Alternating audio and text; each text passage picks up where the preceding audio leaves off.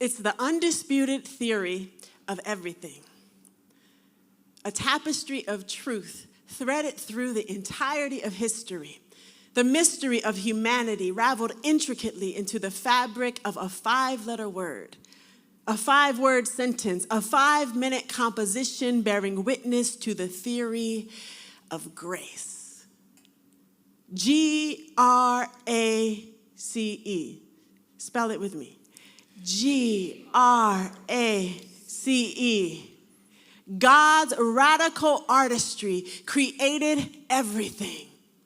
In the beginning, he spoke into the blackest abyss, and the power of his eloquence caused light to spark and life to exist out of nothing more than his magnanimous imagination.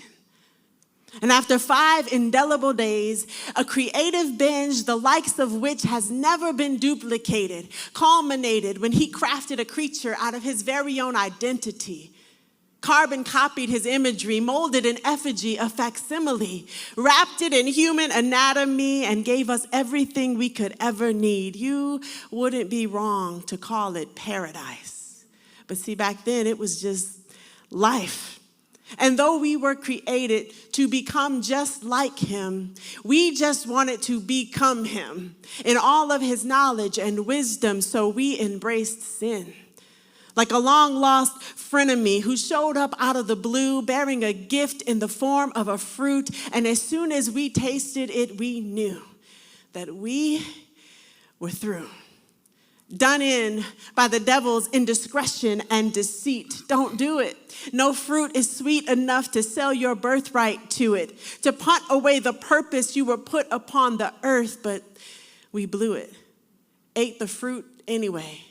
A decision that deemed us all slaves, demanding a curse on our lives, and the only thing that could reverse our demise is grace.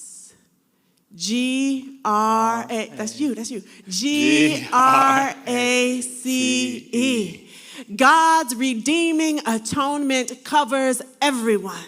His only son, heckled and hammered to a tree from where he hung from 9 till 3 when the asphyxiation finally abated his ability to breathe. This is not religious intrigue. This is documented history.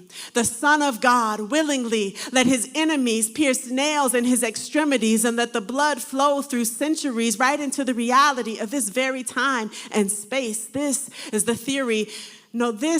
theology of grace. How Jesus volunteered himself as tribute and stood in our place, stared death in the face and faced it for our sake when we were still stuffing our face with spoiled fruit. And we still do. But see, that's the beauty of grace. It sees all of our disqualifications and writes that letter of recommendation anyway. He who is full of truth is also full of grace. The price for our sin has been fully paid. There were no discounts at the cross that day. And not a word from his mouth as his body was slain. Oh, what a bloody mess it took to cleanse our stain. And as the hemoglobin streams down, the veil torn at its seams now, a dramatic curtain call for us to believe that we have been redeemed now. And it's not like using a coupon to get something for free. He paid with his life and then shredded the receipt. Why would he keep it? He wants you for good.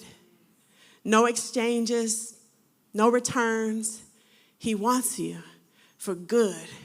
Works that he's prepared in advance that you should walk in them, not to earn his love, but to walk in it. He threw down the gauntlet in the midst of the grave, rolled the skeptic stone away, and emerged in flesh and bone and grace.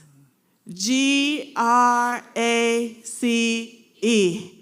God rose and clinched eternity.